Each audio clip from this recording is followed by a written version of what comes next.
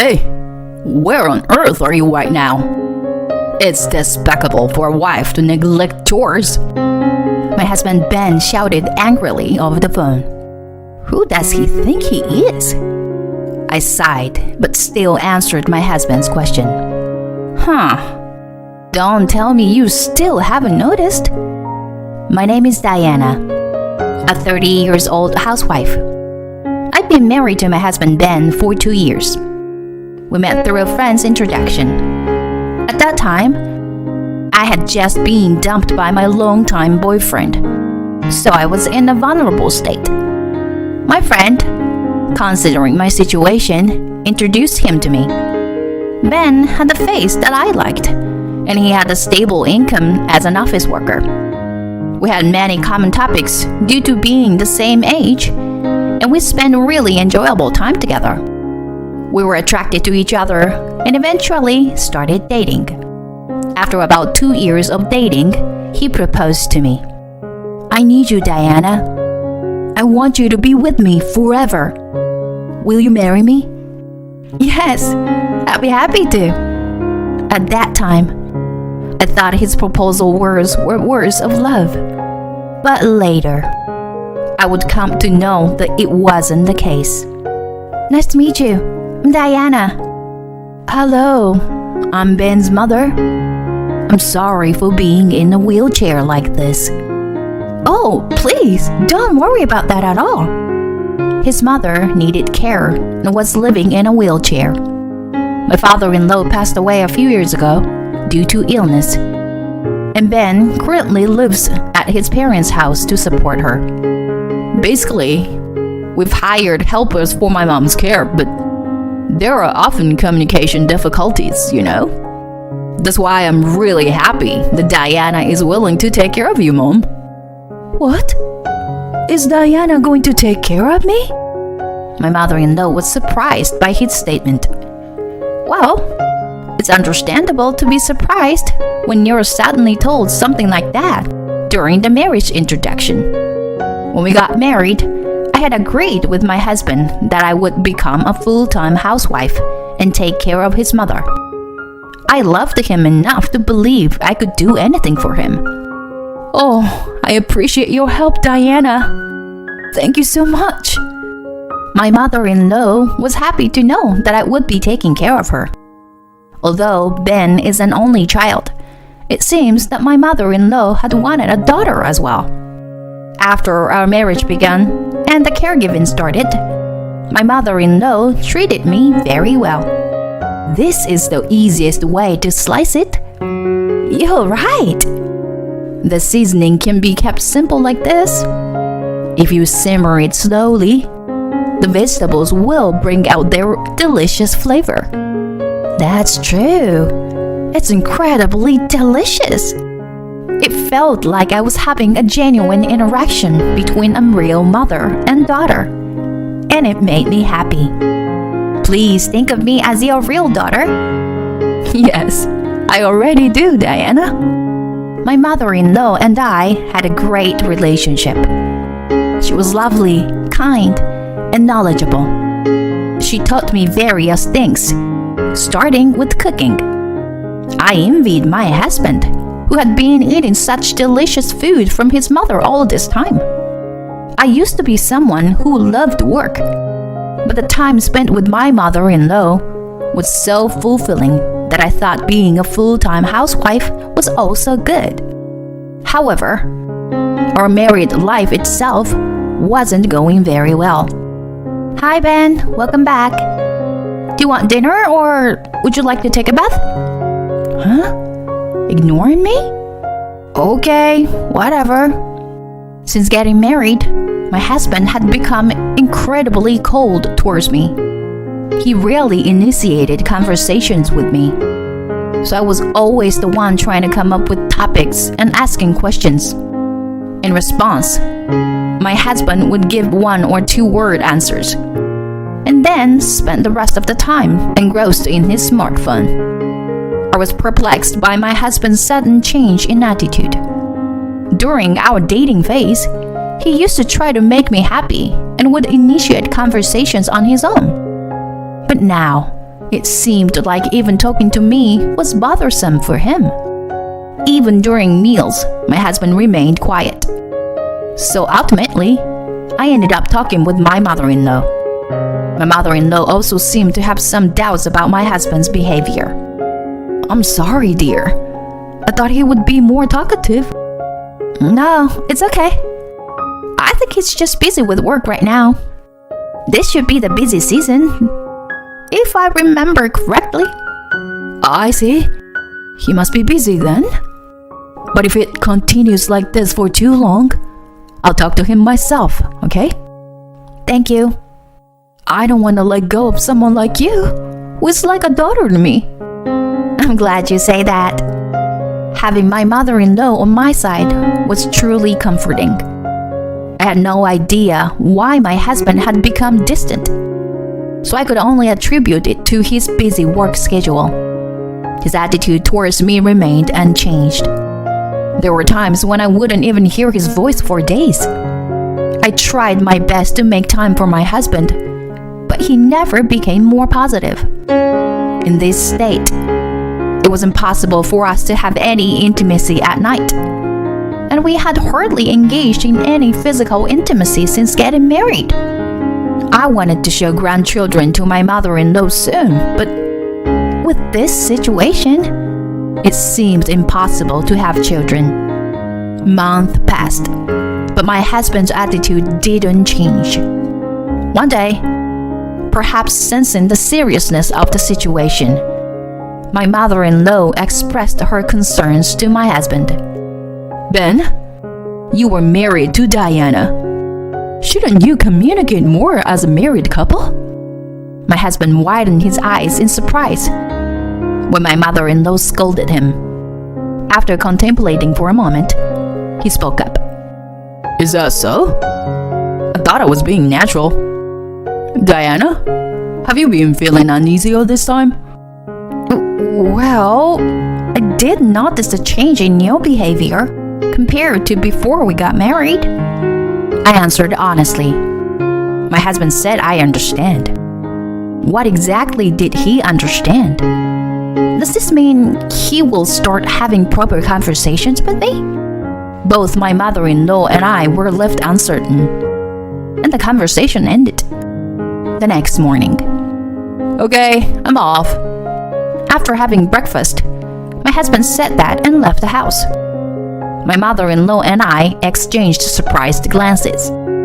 Just the fact that my husband initiated a conversation after a long time made me happy. It seemed like he had heard my mother-in-law's words. When he came back from work that day, he greeted us with "I'm home" and actively participated in a conversation during dinner. My mother-in-law seemed relieved and happy, engaging in the conversation. Married life involves many ups and downs, and we have to accept various aspects of each other. There are many challenges, but I realized the importance of expressing my feelings honestly. From then on, my husband started having normal conversations with me. However, just as my relationship with my husband improved, my mother-in-law's health deteriorated. While she used to be active even in a wheelchair, she became bedridden. "Diana, I am truly sorry. Taking care of an old and helpless person like me must be tough, right?" What are you talking about? If it was that difficult, I would have run away by now. I'll take care of you, so please don't worry. "Thank you."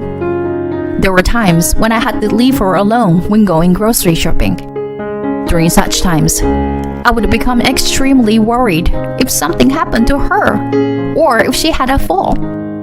And when my mother-in-law became bedridden, my husband's attitude changed once again. "Ben, your mom seems a little unwell today." "I see." "She's okay for now after eating, but maybe it's better to take her to the hospital again." "Yeah." My husband started giving vague responses, as if he was half listening to my words. And once again, Our conversations became less frequent. I was genuinely struggling with all of this. Taking care of a bedridden mother-in-law was undeniably challenging. On top of that, being treated with the same cold attitude from my husband as before was too much to bear. I was mentally exhausted. In the midst of all this, my mother-in-law finally needed to be hospitalized. Her condition deteriorated rapidly, and I visited her every day. But I must admit, I felt a sense of relief that I was released from the caregiving responsibilities, despite feeling guilty about it. Thank you, Diana. You are the reason I was able to spend the past 6 months happily and contentedly. Please take care of Ben for me, okay?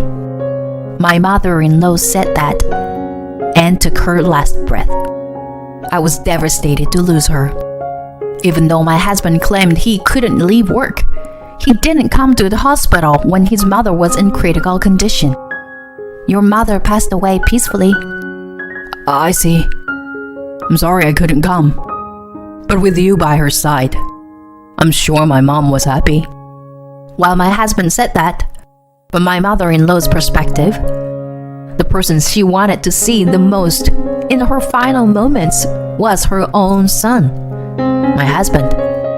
Soon after, my mother-in-law's funeral took place. But my husband, citing his busy schedule, left the funeral preparations to me.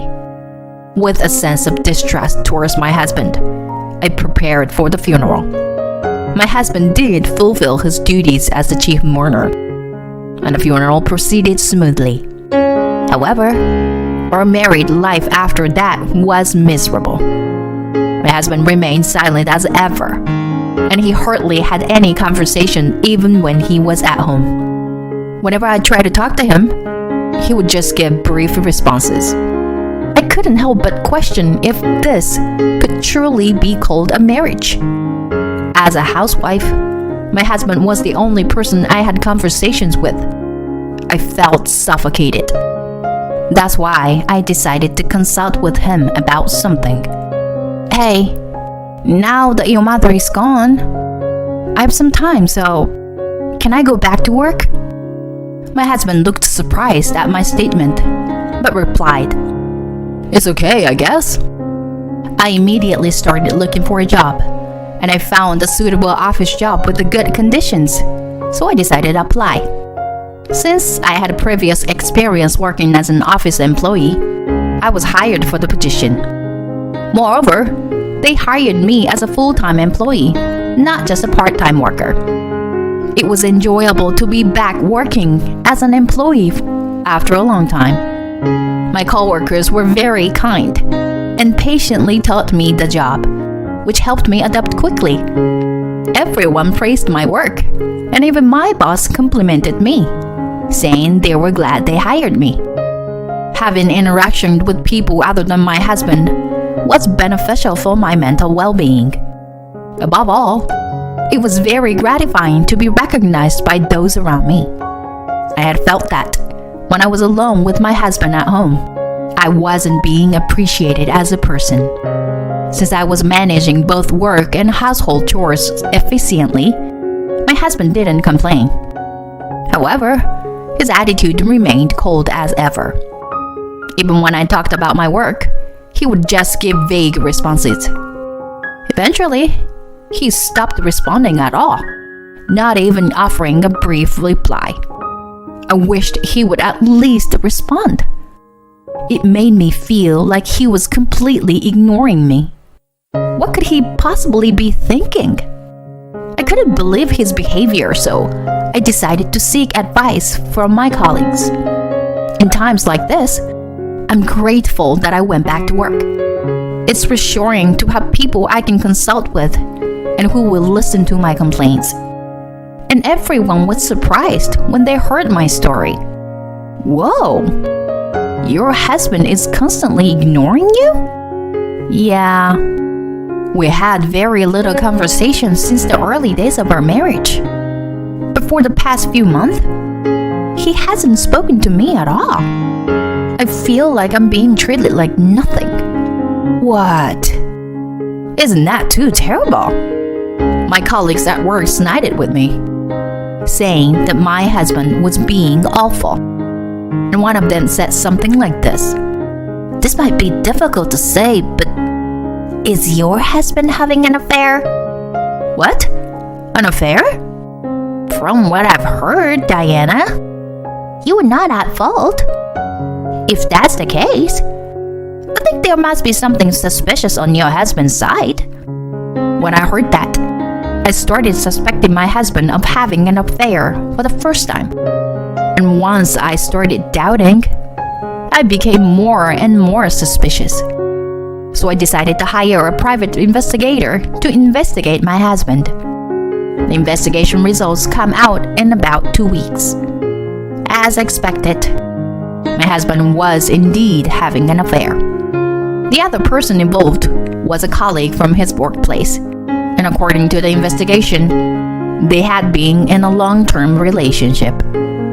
That meant he had been having an affair even during the difficult times when I was taking care of my mother-in-law. I was filled with anger. My husband must have only seen me as a convenient housekeeper. I couldn't continue our marriage in this state.